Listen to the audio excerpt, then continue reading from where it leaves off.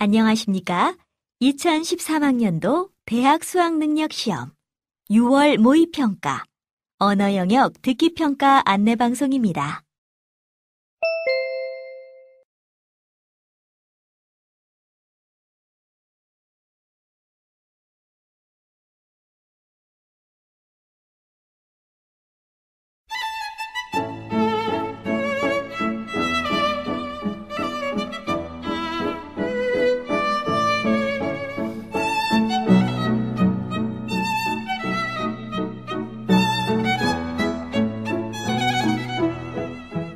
잠시 후 8시 40분부터 2013학년도 대학 수학능력시험 6월 모의평가 1교시 언어영역 듣기평가 방송을 시작하겠습니다.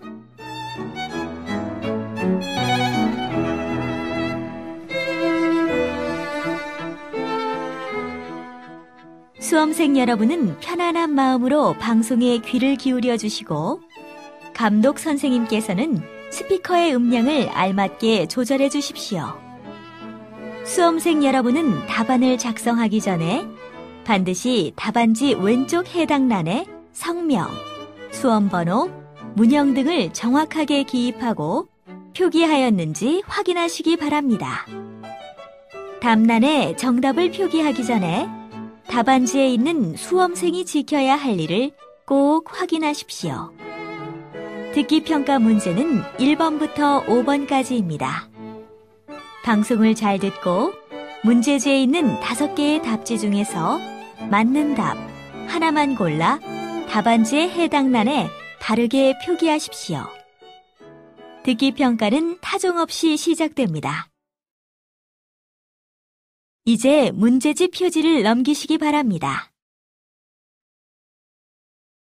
그러면 지금부터 1교시 언어영역 듣기평가를 시작하겠습니다. 1번부터 5번까지는 듣고 답하는 문제입니다. 방송을 잘 듣고 답을 하기 바랍니다. 듣는 내용은 한 번만 방송됩니다. 1번. 이제 라디오 방송을 들려드립니다.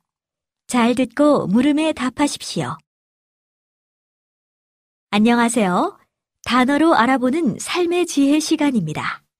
오늘은 위기라는 단어에 대해 이야기해 볼까 합니다.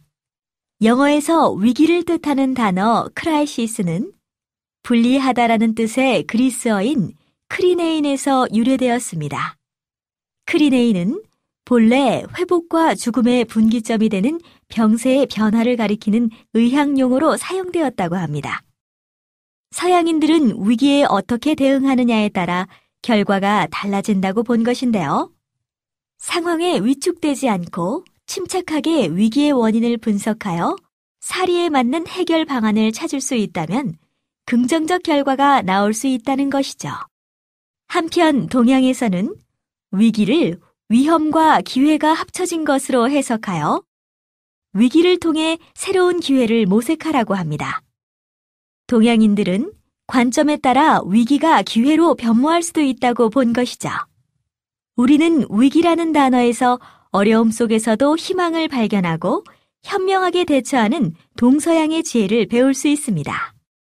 그렇다면 위기를 극복하기 위한 바람직한 자세는 무엇일까요?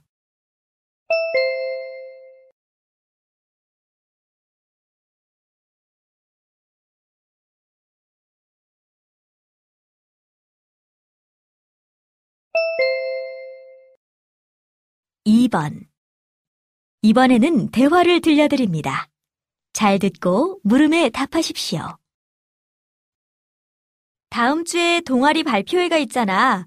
우리 동아리가 발표할 내용을 그림판으로 만들어봤어. 이건 초안이니까 같이 보고 고칠 내용을 찾아보자. 알았어. 발표 제목을 우리 주변의 자생 식물로 했네. 발표 내용에 비해 범위가 너무 넓은 것 같은데. 우리는 떡갈나무를 어떻게 식별하는지 소개하기로 했으니까 제목은 떡갈나무 식별법으로 수정하는 게 좋겠어. 그리고 친구들이 떡갈나무에 대해 잘 모를 테니까 떡갈나무의 수종을 먼저 알려줘야 할 것 같아. 나도 떡갈나무가 참나무과에 속하는지 몰랐거든. 좋아. 떡갈나무의 수종에 대한 정보를 넣자는 말이구나. 그런 다음 떡갈나무 식별법을 알려주잔 말이지? 그래, 맞아. 떡갈나무는 잎의 모양과 도토리집의 모양을 보고 알 수 있잖아. 그러니까 떡갈나무의 잎과 도토리집의 모양을 알 수 있게 그림을 넣은 건 잘한 것 같아. 그런데 떡갈나무를 식별할 때에는 잎 모양이 도토리집 모양보다 더 중요하지 않을까? 그림에도 잎이 위쪽에 있잖아. 그러니 그림 밑에 있는 도토리집 모양과 잎 모양에 관한 정보의 순서를 바꾸면 어떨까? 그거 좋겠다. 그리고 뭔가 흥미를 끌 수 있는 장치가 더 필요한 것 같은데? 좋은 생각 없니? 글쎄, 발표 중에 퀴즈를 내서 집중력을 높이면 어때? 잎을 설명한 다음 도토리집의 모양을 보고 이름을 맞춰보게 하자. 그러려면 그림판에서 도토리집 모양의 이름을 가려놓아야겠어.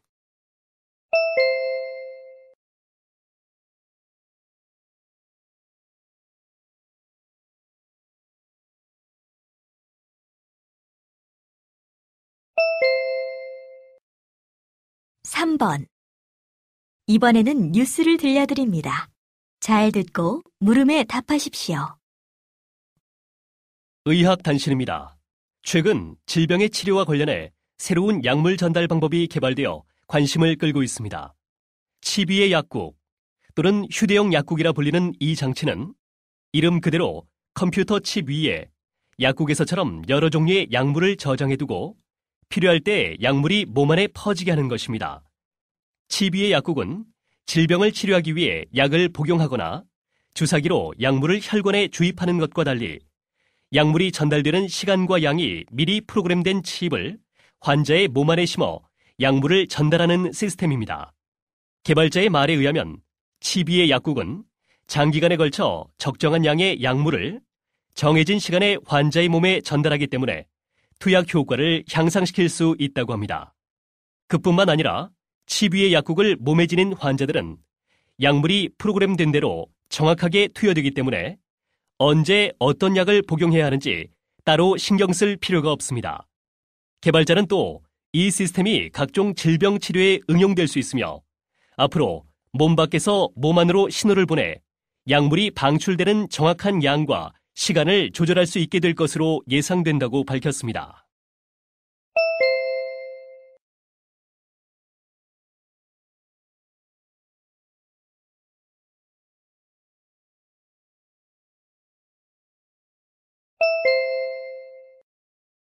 사 번과 5번.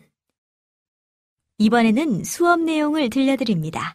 잘 듣고 4번과 5번의 두 물음에 답하십시오.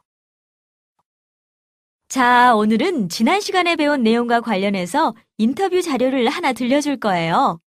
잘 들어보세요. 이번에 저희 연구소에서 우리 청소년들의 사회적 상호작용 역량을 조사했는데요. 세계화, 다문화 시대에 그 어느 때보다 더불어 살아가는 능력이 필요하다고 판단하고 청소년들이 이웃과 조화롭게 살아가는 능력을 알아본 것입니다. 조사 결과 청소년들은 사회적 상호작용 역량이 부족한 것으로 나타났습니다. 이것은 관계 지향성, 사회적 협력, 갈등 관리, 세 영역의 평균 점수를 바탕으로 한 것인데요. 구체적으로 보면 공동체의 일원으로 다른 사람들과 좋은 관계를 맺고 유지, 관리하는 능력을 알아보는 관계 지향성과 다른 사람들과의 협력 능력을 묻는 사회적 협력 점수가 특히 낮은 것으로 나왔습니다. 반면에 갈등의 민주적 해결 절차와 관련한 지식을 중시한 갈등 관리 영역은 높게 나왔습니다.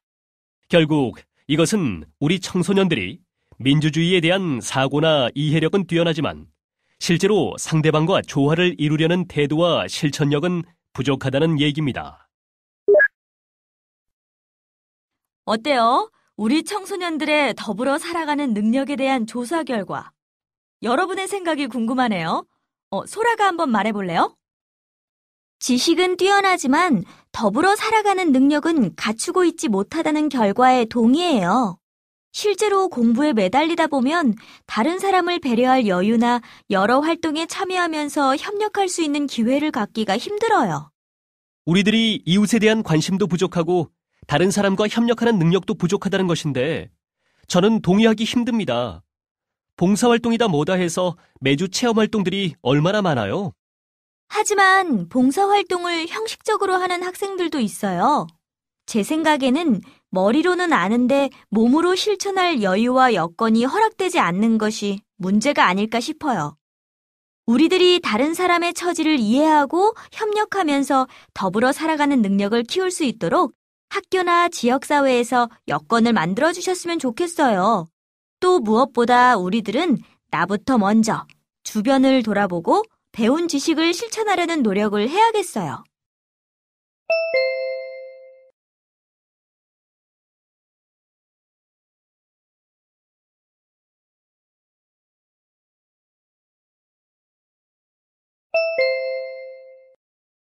이제 듣기 문제가 끝났습니다. 6번부터는 문제지의 지시에 따라 답을 하기 바랍니다.